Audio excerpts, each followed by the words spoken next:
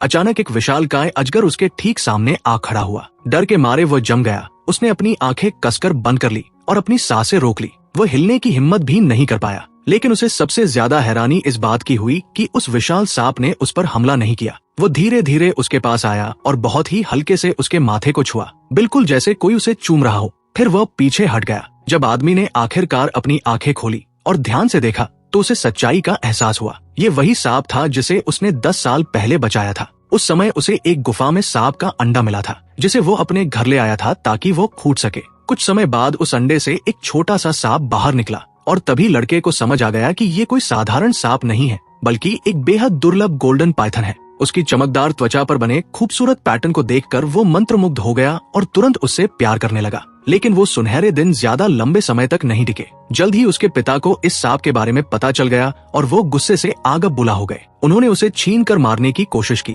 लेकिन लड़का उस छोटे अजगर को लेकर भाग गया। वो बस अपने पालतू को बचाना चाहता था। वह उसे वापस जंगल में छोड़ने के इरादे से नदी किनारे पहुंचा, लेकिन तब तक उस सांप को उससे गहरा लगाव हो चुका था और वह उसे छोड़कर जाने से मना कर रहा था। तभी उसे पीछे से कुछ आवाजें सुनाई दी। गांव वाले उसे ढूंढते हुए वहां आ रहे थे। तभी कुछ अजीब हुआ। दर्जनों छोटे छोटे सांप पानी से बाहर निकलने लगे और धीरे धीरे भीड़ की ओर बढ़ने लगे। खतरे को भांपते हुए वो छोटा अजगर मुड़ा और वापस नदी में फिसल गया। जैसे ही वह पानी के नीचे गायब हुआ, बाकी सारे सांप भी पीछे हट गए। फिल्म की शुरुआत एक छोटे लड़के से होती है जो एक पत्थर पर लेटा हुआ है और उसके चारों ओर जंगल की एक जनजाति के लोग कोई अनुष्ठान कर रहे हैं। जनजाति के मुखिया ने उस लड़के लिंशु को अपने देवता को खुश करने के लिए बलि के रूप में चुना है। जैसे जैसे ये अनुष्ठान तेज होता जाता है, लिंशु अचानक एक विशाल काले अजगर को अपनी ओर आते हुए देखता है। वह जीव धीरे धीरे अपना विशाल मुंह खोलता है, जैसे उसे पूरा निगल जाने वाला हो। डर के मारे लिंशु की आंखें अचानक खुल जाती हैं। असल में ये एक सपना था। हकीकत में लिंशु अपने चाचा के साथ एक नाव में बैठा नदी में मछली पकड़ रहा होता है। उसका डर धीरे धीरे खत्म होने लगता है, लेकिन तभी उसका ध्यान एक रहस्यमयी द्वीप की ओर जाता है जो घने कोहरे से ढका हुआ होता है। जिज्ञासा से भरा हुआ वो अपने चाचा से उसके बारे में पूछता है। उसका चाचा गंभीर आवाज में बताता है कि वह द्वीप बेहद खतरनाक माना जाता है। लोगों ने वहाँ विशाल सांपों के होने की बात कही है और उसके किनारों पर इंसानी कंकाल भी पाए गए हैं। वो लिंशु को सख्त चेतावनी देता है कि वह उस जगह से जितना दूर रहे उतना अच्छा है। इसी बीच कुछ अनपेक्षित होता है। एक बड़ा अजगर उनके मछली पकड़ने वाले जाल में फंस जाता है। जैसे ही लिंशु का चाचा उसे बाहर निकालने की कोशिश करता है, उसका संतुलन बिगड़ जाता है और वो पानी में गिर जाता है। लिंशु घबरा जाता है, लेकिन कुछ ही देर में उसका चाचा वापस ऊपर आकर उसे भरोसा दिलाता है कि वह ठीक है। लेकिन नदी की तेज धार उसे धीरे धीरे उसी खतरनाक द्वीप की ओर खींचने लगती है जिसके बारे में उसने अभी अभी चेतावनी दी थी। डर के मारे वह जल्दी से नाव की ओर वापस आने की कोशिश करता है, लेकिन जब वह पीछे मुड़कर देखता है तो लिंशु वहाँ नहीं होता। वो गायब हो चुका होता है। डर के मारे और उसे ढूंढ पाने में असफल होकर चाचा जल्दी से गांव वापस जाता है और लिंशु के माता पिता को सब कुछ बता देता है। ये सुनकर वे पूरी तरह टूट जाते हैं और उससे पूछते हैं कि उनका बेटा कहाँ रह गया। उधर लिंशु खुद को उस रहस्यमयी द्वीप पर अकेला पाता है। उसे नहीं पता कि वो वहाँ कैसे पहुँचा और वो इधर उधर भटकने लगता है। चलते चलते उसका पैर किसी कठोर चीज से टकराता है। नीचे देखकर वह एक बहुत बड़े सांप की उतरी हुई कैंचुली देखता है जो उसने पहले कभी नहीं देखी थी। डर उसके अंदर समा जाता है और उसे महसूस होता है कि कोई उसे पीछे से देख रहा है। जब वह मुड़कर देखता है तो वहाँ कोई नहीं होता, लेकिन खतरे का एहसास खत्म नहीं होता। तभी अचानक एक अजीब सा पौधा जीवित हो जाता है और उस पर हमला कर देता है। अपनी बेलों से उसे कसकर जकड़ लेता है। अब ये साफ हो जाता है कि इस द्वीप पर सिर्फ सांप ही नहीं बल्कि पौधे भी जीवित और खतरनाक हैं। संघर्ष करते हुए लिंशु पास में कुछ ऐसी चीजें देखता है जो इंसानी मूर्तियों जैसी लगती है। ये समझकर कि वह बहुत बड़े खतरे में है, वो रोने लगता है और अपने माता पिता को याद करता है। तभी ऊपर से कोई अजीब सा तरल पदार्थ टपकता है। जब वह ऊपर देखता है तो एक और पौधा उस पर हमला करने के लिए तैयार होता है। उधर गांव में लिंशु के माता पिता उसे ढूंढने के लिए उस द्वीप पर जाने का फैसला करते हैं। उसका पिता एक आदमी को पैसे देकर अपने साथ चलने के लिए राजी कर लेता है। वो आदमी लालच में आकर तैयार हो जाता है क्योंकि उसने सुना होता है कि उस द्वीप पर बहुत ही दुर्लभ और कीमती पौधे उगते हैं। जाने से पहले एक बूढ़ा आदमी उन्हें चेतावनी देता है कि वे वहां न जाएं। वह कहता है कि वह द्वीप श्रापित है और एक शक्तिशाली काला अजगर उसकी रक्षा करता है। उसके अनुसार जो भी वहां जाता है वो कभी वापस नहीं लौटता। इसके बावजूद लिंशु के माता पिता, उसका चाचा और कुछ लोग उस द्वीप की ओर निकल पड़ते हैं। वहां पहुंचने के बाद वो लालची आदमी अपने साथियों को चुपके से आदेश देता है कि जो भी कीमती चीज मिले उसे इकट्ठा करें। उसके एक आदमी को कुछ सांप के अंडे मिलते हैं, लेकिन वह लालची आदमी उसे डांटता है और कहता है कि उन्हें फेंक दो। वह आदमी उन अंडों को अपने पैरों से कुचल देता है। फिर उसकी नजर एक सुंदर लाल पौधे पर पड़ती है। जैसे ही वो उसे तोड़ने के लिए हाथ बढ़ाता है, अचानक एक विशाल काला अजगर प्रकट होता है और उसे तुरंत मार देता है। उसकी चीख सुनकर बाकी लोग समझ जाते हैं कि कुछ बहुत बुरा हो गया है। इधर खोज करते हुए लिंशु की माँ को उसका जूता मिलता है, जिससे ये साबित हो जाता है कि वह सच में इसी द्वीप पर है। तभी वह काला अजगर उन पर भी हमला कर देता है। जैसे तैसे भागने की कोशिश में जीवित पौधे उन्हें अपनी बेलों में जकड़ लेते हैं और एक गुफा के अंदर खींच ले जाते हैं। गुफा के अंदर लिंशु का चाचा एक चौंकाने वाली बात बताता है कि इस द्वीप पर अमरता का रहस्य छिपा हुआ है। कहा जाता है कि जो भी उसे पा लेता है वो कभी नहीं मरता, और यही कारण है कि वो अजगर हर इंसान को मार देता है जो वहाँ आता है, ताकि उस रहस्य की रक्षा हो सके। कुछ ही देर बाद उन्हें लिंशु की आवाज सुनाई देती है। आवाज का पीछा करते हुए वे उसे बेलों में फंसा हुआ पाते हैं और उसे छुड़ा लेते हैं। उसी समय उस लालची आदमी के बाकी साथी कुछ अजीब पौधों को खोज लेते हैं, जिनके आसपास इंसानी कंकाल पड़े होते हैं। जैसे ही वे उन पौधों को लेने की कोशिश करते हैं, अचानक सांपों का झुंड वहाँ आ जाता है। डर के मारे सब अपनी जान बचाकर भागने लगते हैं। इस अफरातफरी के बीच लिंशु चुपके से एक सांप का अंडा उठाकर अपने बैग में रख लेता है। लटकती हुई बेलों की मदद से वे वहाँ से निकलने की कोशिश करते हैं, लेकिन अजगर उनमें से एक आदमी को पकड़कर मार देता है। आखिरकार बचे हुए लोग किसी तरह बाहर निकलने में कामयाब हो जाते हैं। बाहर आकर लिंशु का पिता गुस्से में उस लालची आदमी से भिड़ जाता है और मौतों के लिए उसे दोषी ठहराता है। वो आदमी भी जवाब देता है और कहता है कि वह मदद करने आया था और उसने भी अपने लोगों को खो दिया है। दोनों के बीच तीखी बहस शुरू हो जाती है, लेकिन लिंशु की माँ बीच में आकर उन्हें शांत कर देती है। अचानक वो लालची आदमी दोनों ही बेहोश होकर गिर पड़ते हैं। लिंशु का चाचा समझ जाता है कि भागते समय उन्हें सांप ने काट लिया था। उनकी हालत तेजी से बिगड़ने लगती है और उन्हें वापस गांव ले जाया जाता है। गांव पहुंचकर उन्हें पता चलता है कि अब सांप गांव पर भी हमला करने लगे हैं। लोग घबरा जाते हैं और अपनी जान बचाने की कोशिश करने लगते हैं। लिंशु बेबस होकर अपनी माँ की हालत बिगड़ते हुए देखता है। अपने आखिरी पलों में उसकी माँ उसे एक लॉकेट देती है और कहती है कि वह हमेशा एक अच्छा इंसान बने और प्रकृति का सम्मान करे और उससे प्यार करे। इसके कुछ ही समय बाद उसकी माँ की मौत हो जाती है, जिससे लिंशु पूरी तरह टूट जाता है। समय बीतता है। अब लिंशु बड़ा हो चुका है और एक प्राइवेट क्लिनिक में बायोलॉजिस्ट के रूप में काम करता है। वो अपना जीवन पौधों और जानवरों के अध्ययन में लगा देता है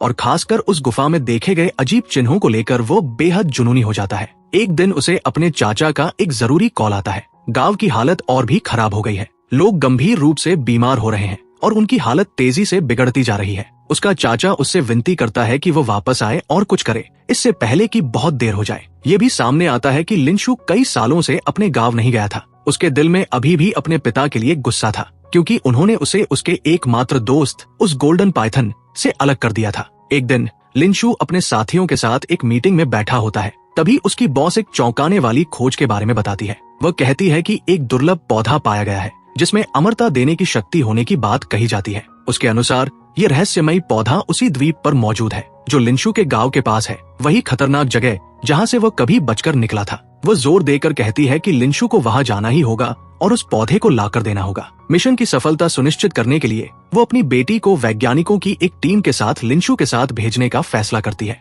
जब लिंशु आखिरकार अपने गांव वापस लौटता है तो जो वो देखता है उससे वो पूरी तरह चौंक जाता है। पूरा गांव पीड़ा में डूबा हुआ है। लोग बीमार, कमजोर और निराश हो चुके हैं। कुछ लोग तो खुद को ठीक करने की कोशिश में सांप की खाल तक इस्तेमाल कर रहे हैं। घर लौटने के बावजूद लिंशु अपने पिता से मिलने से बचता है, क्योंकि उसके मन में पुरानी नाराजगी अभी भी बाकी है। इसके बजाय वो चुपचाप अपनी माँ की कब्र पर जाता है और यादों से भरकर भावुक हो जाता है। जल्द ही लिंशु और उसकी बॉस गांव वालों को अपनी योजना बताते हैं कि इस घातक बीमारी का इलाज ढूंढने के लिए उन्हें फिर से उस पाइथन द्वीप पर जाना होगा। गांव वाले इस विचार का कड़ा विरोध करते हैं और उन्हें खतरों के बारे में चेतावनी देते हैं, लेकिन लिंशु उन्हें समझाने की कोशिश करता है कि यही उनका आखिरी सहारा है। दृढ़ निश्चय के साथ लिंशु अपनी टीम के साथ इस खतरनाक यात्रा की तैयारी करता है। तभी वही लालची आदमी जो सालों पहले उसके पिता के साथ गया था फिर से सामने आता है। इस बार वह हथियारों से लैस होता है और उनके साथ जाने की जिद करता है। उसे देखकर लिंशु असहज महसूस करता है, लेकिन उसकी बॉस ये तर्क देती है कि इतने खतरनाक मिशन में हथियारों वाला आदमी उनके काम आ सकता है। अनिच्छा से वे उसे साथ आने की अनुमति दे देते हैं। जैसे ही वे द्वीप पर पहुंचते हैं, खतरा एक बार फिर उनका इंतजार कर रहा होता है। लालची आदमी के एक साथी जैसे ही एक पौधा तोड़ने की कोशिश करता है, वह पौधा एक जीवित प्राणी की तरह व्यवहार करता है। वो मुंह की तरह खुल जाता है और उस पर हिंसक हमला कर देता है, जिससे सभी लोग डर से कांप उठते हैं। खतरे को समझते हुए लिंशु सभी को सुरक्षा के लिए गुफा की ओर जाने को कहता है। गुफा के अंदर लिंशु की बॉस जिज्ञासा में एक पौधे को तोड़ देती है, लेकिन इससे एक भयानक प्रतिक्रिया होती है। आसपास के सभी पौधे जीवित हो जाते हैं और उन पर हमला करने लगते हैं। डर के कारण पूरा समूह अलग अलग दिशाओं में बिखर जाता है। इस अफरातफरी में लिंशु अपनी बॉस की बेटी के साथ बाकी लोगों से अलग हो जाता है। दूसरी ओर समूह के बाकी लोग काले अजगर के ठिकाने में पहुंच जाते हैं। वो विशाल जीव धीरे धीरे उनकी ओर बढ़ता है और उसकी मौजूदगी ही उन्हें डर से जकड़ देती है। घबराहट में लालची आदमी उस पर गोली चला देता है, लेकिन हमला उसे मार नहीं पाता, बल्कि उसे और भी ज्यादा गुस्से में डाल देता है। वो अपना विशाल मुंह खोलता है और उन्हें निगलने के लिए तैयार हो जाता है,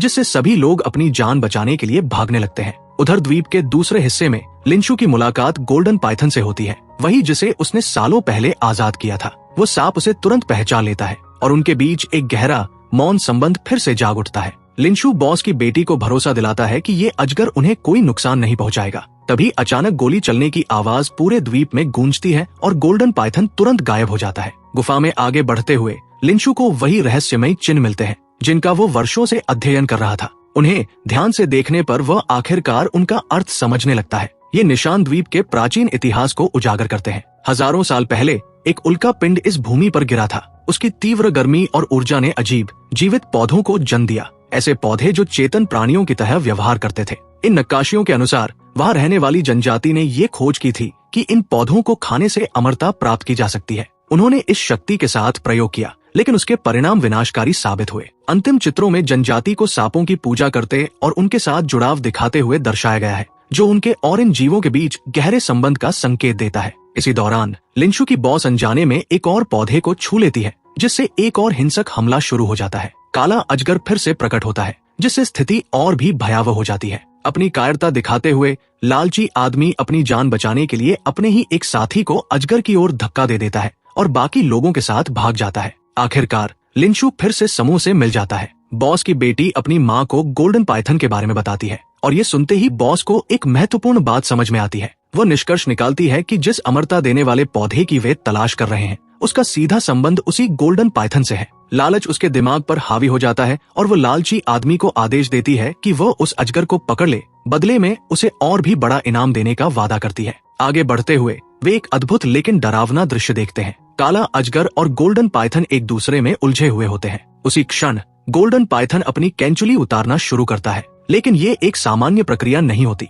उसकी उतरी हुई त्वचा कुछ असाधारण में बदलने लगती है। वो एक पौधे का रूप ले लेती है। ये देखकर लिंशु आखिरकार सच्चाई समझ जाता है, जिसे वे अमरता का पौधा समझ रहे थे। वो वास्तव में गोल्डन पाइथन की उतरी हुई कैंचुली से बना होता है। इस पौधे में अद्भुत उपचार शक्ति होती है और ये जीवन को सामान्य सीमाओं से आगे बढ़ाने की क्षमता रखता है। लेकिन लिंशु की बॉस महत्वाकांक्षा में अंधी होकर लालची आदमी को आदेश देती है कि वह दोनों अजगरों को मार दे। एक बार फिर अराजकता फैल जाती है जब काला अजगर भयंकर हमला करता है। एक आदमी गोल्डन पाइथन को मारने की कोशिश करता है, लेकिन लिंशु बीच में आकर उसे रोक देता है, क्योंकि वो अपने दोस्त को नुकसान नहीं पहुंचने देना चाहता। तभी अचानक काला अजगर लिंशु पर हमला करता है और उसे काट लेता है। जहर तेजी से उसके शरीर में फैलने लगता है और वह कमजोर पड़ने लगता है। उसी निर्णायक क्षण में गोल्डन पाइथन उसके पास आता है और धीरे से उसके घाव को छूता है। चमत्कारिक रूप से जहर निष्क्रिय हो जाता है और लिंशु ठीक हो जाता है। इस मौके का फायदा उठाकर लालची आदमी अपने हथियार से गोल्डन पाइथन पर वार करता है और उसे बेहोश कर देता है। काला अजगर अपना कहर जारी रखता है और लगभग बॉस की बेटी को मार ही देता है, लेकिन लिंशु समय रहते उसे बचा लेता है। संघर्ष के दौरान काला अजगर खतरनाक पौधों में उलझ जाता है। लिंशु और बॉस की बेटी किसी तरह गुफा से बाहर निकलने में सफल हो जाते हैं। बाहर आकर लिंशु को वही पौधा मिल जाता है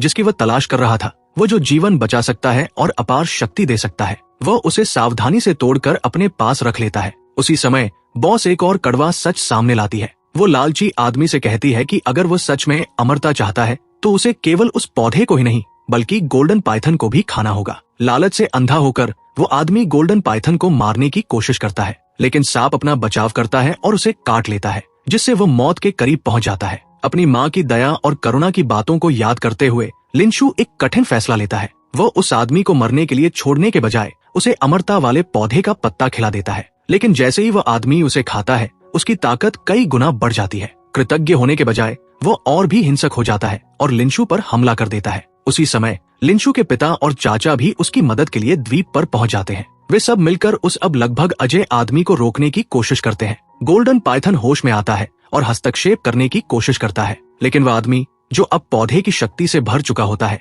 उसे बेरहमी से चीर देता है और उसका खून पी लेता है, जिससे वह और भी ज्यादा शक्तिशाली और अस्थिर हो जाता है। पागलपन में डूबकर वो लालची आदमी सच उजागर करता है। वही था जिसने गांव में बीमारी फैलाई थी ताकि वह लोगों की पीड़ा से फायदा उठा सके। वो फिर से लिंशु पर हमला करता है, लेकिन इस बार उसका पिता अपने बेटे की रक्षा के लिए आगे आता है और घातक वार झेल लेता है। जैसे जैसे लड़ाई जारी रहती है, उस लालची आदमी का शरीर अंदर से जलने लगता है। लिंशु को भयानक सच्चाई का एहसास होता है। पौधे और अजगर के खून का मिश्रण घातक होता है। यही कारण था कि प्राचीन जनजाति भी नष्ट हो गई थी। इतनी शक्ति को संभाल न पाने के कारण वे सभी मर गए थे। अब वह आदमी पूरी तरह पागल हो चुका होता है और सब पर हमला करता रहता है। बॉस अपनी बेटी के साथ भागने की कोशिश करती है, लेकिन उसकी बेटी लिंशु को छोड़कर जाने से इनकार कर देती है और उसकी मदद के लिए वही रुक जाती है। इस अफरातफरी में लालची आदमी लिंशु पर गोली चलाता है, लेकिन वह गोली उसकी माँ द्वारा दिए गए लॉकेट पर लगती है और उसकी जान बच जाती है। तभी अचानक काला अजगर एक बार फिर प्रकट होता है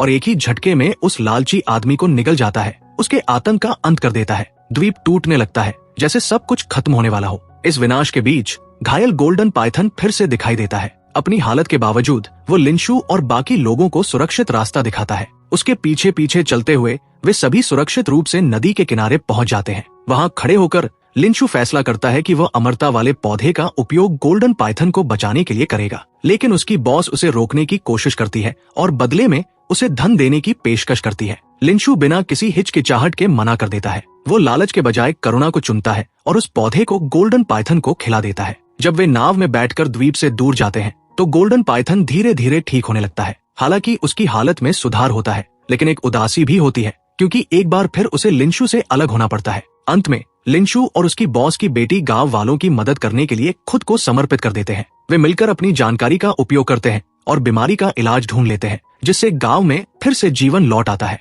वहीं रहने का फैसला करते हुए वे अपने जीवन का एक नया अध्याय शुरू करते हैं। एक ऐसा जीवन जो करुणा, संतुलन और प्रकृति के प्रति सम्मान से भरा हुआ होता है। इसी के साथ ये कहानी समाप्त होती है।